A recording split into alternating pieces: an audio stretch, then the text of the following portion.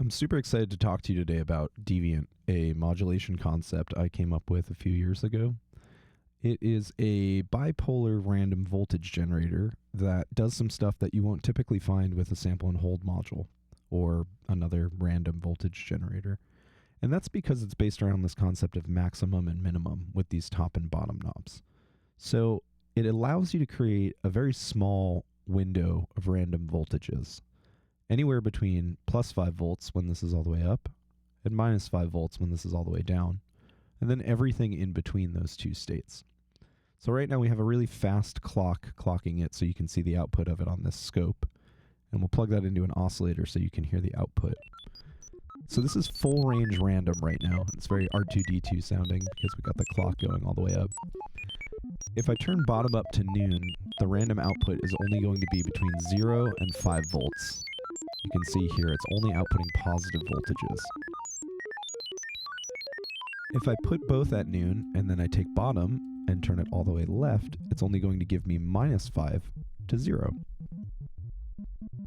But the advantage of this module is that you can get all of these ranges in between those two states. So you could have a very small range that's say between minus 1 and minus 1.5 or minus 1 to 2 or whatever. It's, you know, create whatever window of random voltages you want. And this is really powerful for percussion synthesis when you want like really small ranges of random. Like you might have a sequence going in here, and every time the drum hits, you want a filter cutoff to open a tiny amount. And you only want it to happen in this small area of the knob or whatever. So that's really why it was designed. When you pair it with Mito, you use it to modulate the divisions, and that's how you get musically relevant rhythms out of it. So another thing you can do with it is you could run it into a quantizer to kind of show the flexibility of this. And what this is going to do is it's going to lock these random voltages to a musical scale. So right now I have it's like a kind of C minor 7 with an F in there too. So it'll give you this kind of cool minor arpeggiator kind of thing. So now that we have control over the full range of random, since we're in 1 volt per octave scaling in Eurorack, every volt is an octave of notes. So if we set this so it's 0 to 1 volt, it's going to output all of the notes on this scale. And you can see it doing that right now. It's selecting all of these notes. We can slow it down too with the count. But if you wanted to have, say, a 0 to 2 octave, you just turn the top knob up. And now it's going to play all those notes, and then it's going to go up another volt and play the second octave. Maybe you want to go minus 1 and plus 1. Or maybe you kind of want to just find something that feels good. You're like, you know what, this range sounds cool. So obviously it doesn't have to be this running arpeggiator. You could have this being rhythmically triggered by something and have a sequence going into it. Use that as a source for generative music. It's pretty cool. The top and bottom knobs also have bipolar CV inputs in them. So you can create a window of random voltages and then you can modulate it. So right now we have this triangle wave here, this red trace.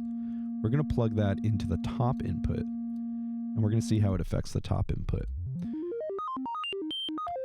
So you can see when the waveform goes down, it's turning the top knob all the way to the left, and it's making the whole voltage negative. And then when it's positive, you can see top opening up and generating random voltages, which is pretty cool.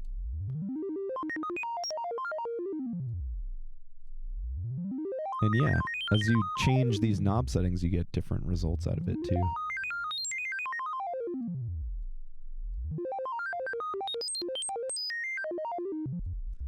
Like, check this out. Now, when the LFO is positive, it's actually only generating random from minus 5 to 0. So you can see how flexible this is. It's really useful. The other thing here is there is a slew knob on the output of it. And the reason why is because the original hardware version was actually super shitty sounding because it used this very barbaric method of generating the output using PWM.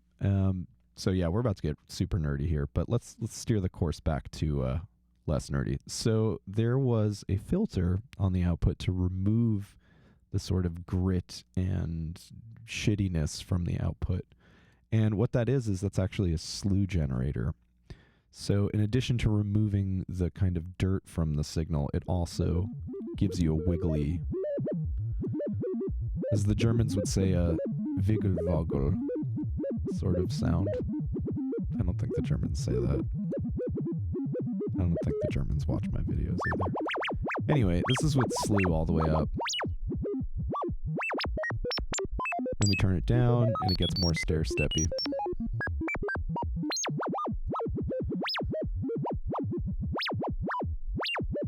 So yeah, there's 2 channels of this module in one, and I like to use it as a sort of macro controller for my patch, where I have one channel control things that are related to timing and events, and the other one related to timbre.